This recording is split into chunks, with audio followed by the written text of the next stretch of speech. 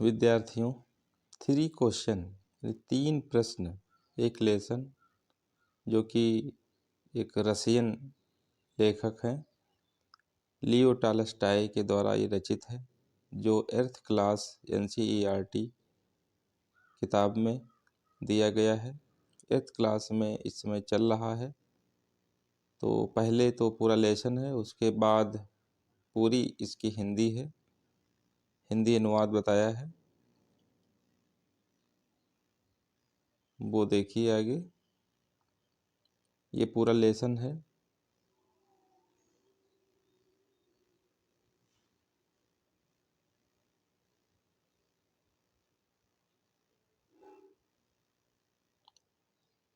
इसमें कहा गया है, बहुत समय पहले की बात है जब एक रियासत के राजा के मन में यह विचार आया कि अच्छे प्रशासन के लिए उसे क्या करना चाहिए, क्या किया जाए।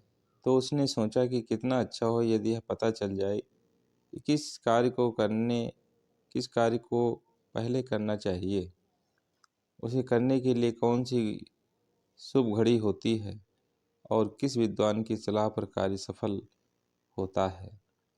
ऐसे 3 क्वेश्चन उसके मन में उठे, जिससे वो अच्छी तरह से अपने प्रजा की सेवा कर सके।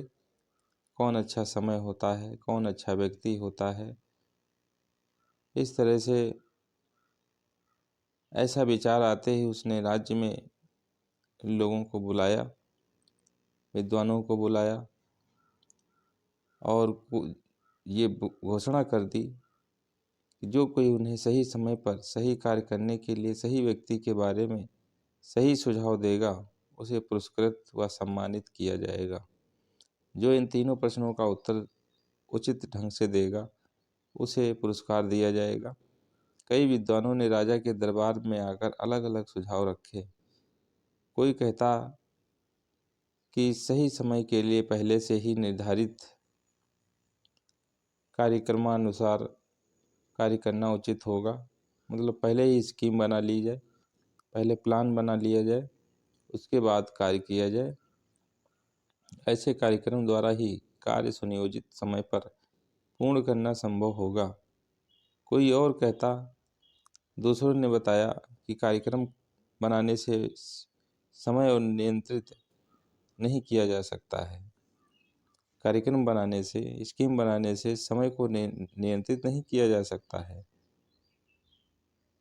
समय को बेनकाब होना चाहिए और जिस समय जो कार्य अधिक मुख्य लगे उसे पहले करने चाहिए। जो कार्य सबसे मुख्य हो उसे सबसे पहले करना चाहिए, ऐसा कुछ लोगों ने बताया।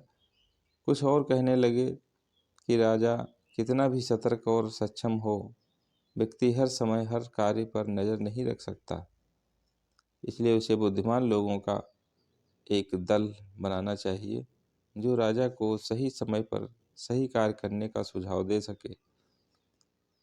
कुछ पंडितों का सुझाव था कि मंत्रियों का एक दल बनाया जाए, तो कुछ और ने कहा कि भविष्य में क्या होगा इसकी जानकारी तो किसी भविष्यवक्ता को ही होगी, इसलिए भविष्यवाणी करने वालों की सहायता से ही राजा को सही समय की जानकारी मिल सकती है।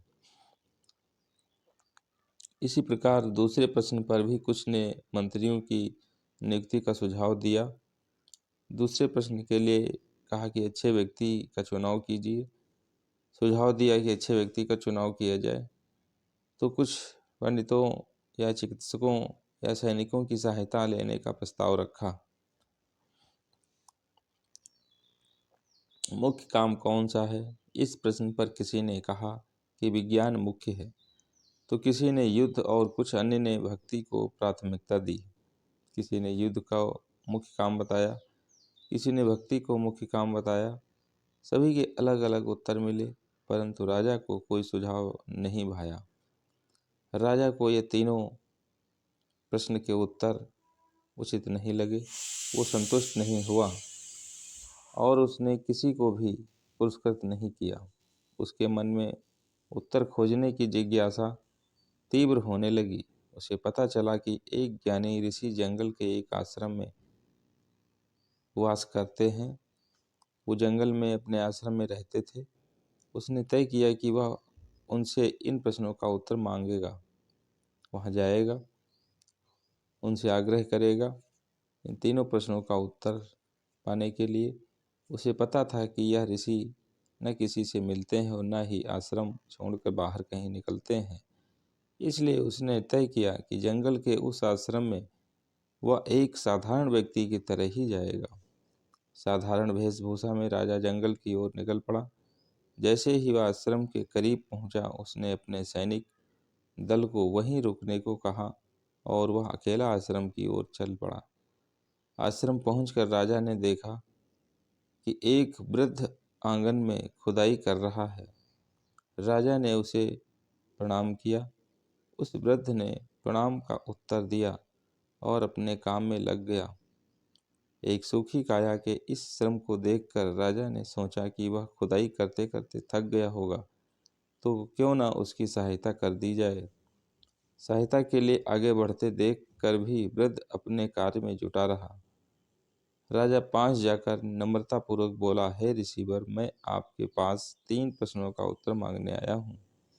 मैं कैसे जानूं कि सही कार्य के लिए सही समय कौन सा होगा और उस कार्य की सफलता के लिए कैसे कैसे कार्य करूं। तो ऋषि ने कुछ उत्तर नहीं दिया और अपने काम में ही लगा रहा। राजा ने कुछ देर के बाद कहा, आप थक गए होंगे, लाइए यह कुदाल मुझे दीजिए, मैं आपकी मदद कर दूं।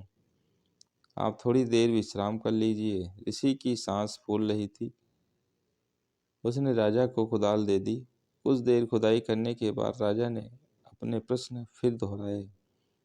ऋषि उत्तर देने की बजाय बोले, लाओ, तुम थक गए होगे, कुदाल मुझे दे दो और आराम करो। परंतु राजा ने खुदाई का काम जारी रखा। शाम ढलने लगी। राजा अपना काम जारी रखते हुए फिर कहा, आप ज्ञानी हैं, इसलिए मैं अपने प्रश्नों का उत्तर जानने के लिए आपके पास आया हूँ। यदि आप उत्तर न देना चाहें तो खाली हाथ लौट जाऊंगा। वो देखो, कोई दौड़ता हुआ इधर आ रहा है, देखें कौन है। कहते हुए ऋषि उठ खड़े हुए। राजा ने उस ओर मुड़कर देखा, एक व्यक्ति अपना पेट पकड़े आश्रम की ओर दौड़ा चला आ रहा था। उसके शरीर से खून बह रहा था। जब वह राजा के पास पहुंचा तो कराहते हुए गिर पड़ा और बेहोश हो गया। ऋषि और राजा ने मिलकर उसके वस्त्र ढीले किए तो उसके पेट से खून बह रहा था। राजा ने उसके जख्म को धो दिया और अपने रुमाल से उस खून के बहाव को दबाने का प्रयास किया। जैसे ही रुमाल खून से लथपथ हो जाता, उसे पानी से धोकर फिर पेट के उस जख्म पर रख देता। ऐसा उसने कई बार किया। अंततः खून का रिसाव बंद हुआ। राजा ने उस व्यक्ति के चेहरे पर पानी के छींटे मारी और 2 घूंट पानी पिलाया। अंधेरा छा गया। घायल व्यक्ति को आश्रम के भीतर ले जाकर लिटा दिया गया।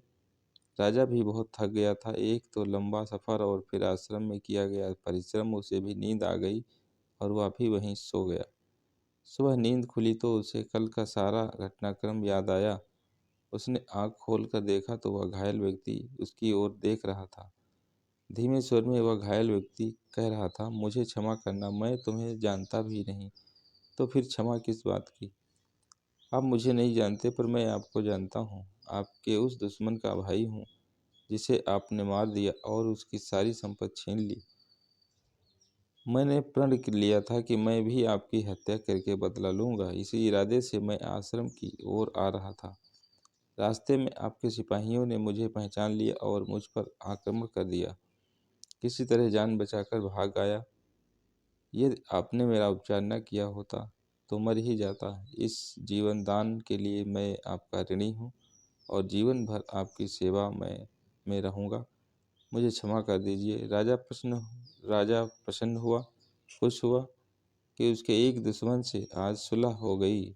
जब वह आश्रम से बाहर निकला तो ऋषि को आंगन में बीज रोपते हुए देखा। अंतिम बार अपने प्रश्नों का उत्तर जानने के लिए वह ऋषि के पास पहुंचा और उत्तर की प्रतीक्षा करने लगा। कुछ रुककर ऋषि ने कहा, तुम्हारे प्रश्नों का उत्तर तो मिल गया। वो कैसे? क्या मतलब है?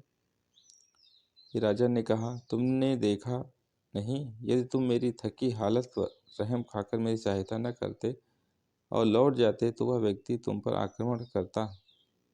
तब तुम्हें पछतावा होता कि रुक जाते तो इस आक्रमण से बच जाते। तो सही समय वह था जब तुम रुक गए और मेरे प्रति तुम्हारी सहानुभूति व सहायता मुख्य कार्य बन गया। मुख्य कार्य किसी के प्रति सहानुभूति रखना या किसी की सहायता करना, यह मुख्य कार्य है। बाद में जब वह घायल व्यक्ति हमारे पास आया तो वह समय और उसकी सहायता मुख्य हो गए। यदि तुम उसकी सहायता न करते तो वह तुम्हारा मित्र बनने से पहले ही मर जाता। तो उस समय वह व्यक्ति मुख्य था और जो तुमने किया वह मुख्य कार्य था। याद रखो, समय वही मुख्य होता है जब तुम्हारे पास शक्ति है। व्यक्ति वही होता है जो तुम्हारे साथ खड़ा है और मुख्य कार्य वही है जब तुम उसकी सहायता में जुटे हो। क्योंकि नियत ने उसे तुम्हारे पास इसीलिए तो भेजा था। एक ही समय महत्वपूर्ण होता है और वह समय है जब हमारे पास कुछ करने की शक्ति है। वह व्यक्ति महत्वपूर्ण है जो उस समय तुम्हारे पास है, भले ही तुम उसे नहीं जानते कि उससे भविष्य में संपर्क रहे ना रहे। और सबसे महत्वपूर्ण कार्य यह है कि तुम उसकी भलाई करो, क्योंकि मनुष्य को केवल यही कार्य के लिए जन्म मिला है। ये तीनों प्रश्नों के उत्तर राजा को मिले ऋषि के आश्रम में। ऋषि ने तीनों का अच्छे से समझाया, तीनों प्रश्नों का उत्तर अच्छे ढंग से उसको दे दिया।